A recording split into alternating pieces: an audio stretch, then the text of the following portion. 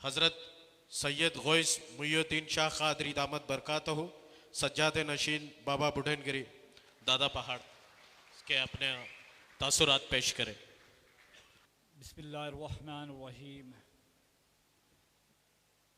अस्सलामु अलैकुम वरहमतुल्लाहि वबरकातुहू।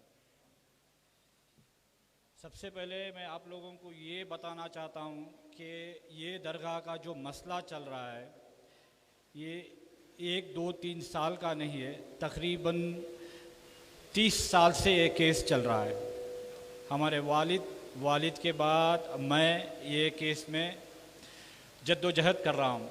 लोगों को एक गलतफहमी है कि ये एक हिंदुओं की जगह है जिसे मुसलमानों ने टेक ओवर किया है। ऐसी कोई बात ही नहीं है। ये दरगाह जो छिल्ला है वो हज़रत दादा हयात मीर क़लंदर का है। ये कोई वली नहीं थे लेकिन सहाबी थे जिनका नाम शेख अब्दुल अज़ीज़ मक्की है, और वहाँ पर जिसका मज़ार शरीफ है वो है हज़रत सैयद जमालुल्लाह शाह कादरी, जो हिंदुस्तान को काफ़ी लाने वाले हज़रत हैं। ये हर आपको डॉक्यूमेंट में मिल जाएगा, कैफ़े कॉफ़ी डे में मिल जाएगा, गूगल में सर्च करने से मिल जाएगा। हर हिंदुस्तान को काफ़ी लाने वाले जो थे वो हमारे जद थे। अब जो ये केस का मसला है ये पहले कुछ भी नहीं था, ना कोई इसमें परेशानी थी, कोई तकलीफ़ नहीं थी।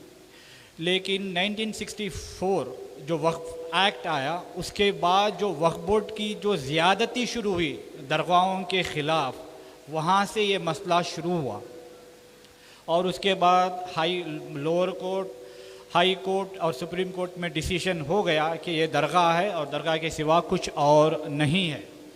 लेकिन जब बाबरी मस्जिद का एक प्रोपेगेंडा शुरू हुआ और पॉलिटिकल पार्टीज़ इसका फ़ायदा लेना शुरू करे, तो फिर चिकमंगलुरु के अंदर, कर्नाटक के अंदर इस दरगाह का ये जो मसला था फिर वापस हिंदू लोग ने, असल में हिंदू यानी कि ये नहीं है, ये आरएसएस, वीएचपी, बजरंग दल का एक एजेंडा था।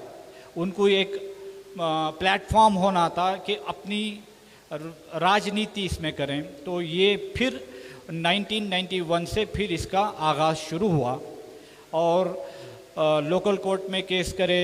फिर वो हमारे वालिद के इंतकाल के बाद, जबकि यहाँ कांग्रेस गवर्नमेंट थी, लेकिन कांग्रेस गवर्नमेंट भी उन्हीं का सपोर्ट लेते हुए इसे एक कमेटी की शक्ल दिए। कमेटी के अंदर 9 मुसलमान और 9 हिंदू, जबकि उनको रखने की चांस ही नहीं था, कोई मौका ही नहीं था, लेकिन ये शुरू करे।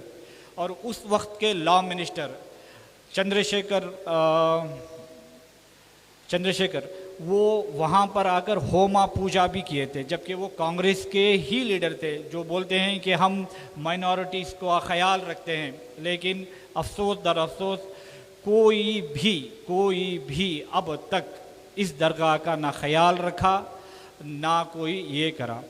और हमारे यहाँ एक गलत फहमी है, लेकिन शायद बेंगलुरु वालों को मालूम है या नहीं मालूम है। चिकमंगलुरु में ये कहा जाता है कि मेरे वालिद यानी कि सैयद पीर मोहम्मद शाह कादरी मरहूम, उन्होंने हिंदुओं को लिख के दे दिया। अगर लिख के दे देते मेरे वालिद तो मैं यहाँ तक कैसे आता। सुप्रीम कोर्ट का जजमेंट हमारे हक़ में आया जब भी कांग्रेस की गवर्नमेंट ही थी, लेकिन ये ऑर्डर को वो कुछ भी नहीं करे, छोड़ दिए। ऑर्डर आने के बाद भी इसके बारे में ना डायरेक्शन दिए, ना किसी को कुछ कहा गया, कुछ करने के लिए कुछ नहीं कहा गया। फिर उसके बाद जब हम जाके मिले हर आदमी से, सीएम से, सबसे मिले, तो बोले कि नहीं, इलेक्शन का टाइम है, थोड़े दिन का वक्फा दीजिए, उसके बाद करेंगे। उसके बाद आपको मालूम है हालात बदल गए। कांग्रेस और जेडीएस की गवर्नमेंट थी वो गिर गई और फिर इनकी गवर्नमेंट आ गई। तो सुप्रीम कोर्ट के ऑर्डर का ये कोई भी मायने नहीं रखते हुए 28 सितंबर को हाई कोर्ट की तरफ से एक नया ऑर्डर आता है कि जो गवर्नमेंट ऑर्डर जो सुप्रीम कोर्ट ने मुकर्रर कर दिया था उसे स्क्वाश कर दिया, यानी कि सेट असाइड कर दिया, यानी कि हटा दिया। उसके बाद अब इनका ये कहना है कि दरगाह के अंदर वहाँ पर एक आर्चक यानी कि पुजारी रखेंगे और इसके बारे में तहकीक़ात करना है और रखना है। अब ये समझ में नहीं आ रहा है कि ये लीगल जंग कहाँ तक जाएगी। अल्हम्दुलिल्लाह जब तक मैं हूँ ये लीगल का मसला मैं करता रहूँगा, लेकिन आप लोगों से मेरी दरख्वास्त यही है कि जब तक इसे आप लोगों का साथ ना मिले, लोगों के अंदर ये बेदारी ना होए, तब तक ये चीज़ हमारे पर गालिब होते रहेगी। हर चीज़ जैसे CAA हो रहा है, हर जगह हर परेशानी हर तकलीफ़, आज एक दरगाह के मामला होगा, कल और एक मस्जिद का मामला होगा। ऐसा आहिस्ता आहिस्ता आपके घर के सामने भी ये लोग एक ना एक दिन आ जाएंगे।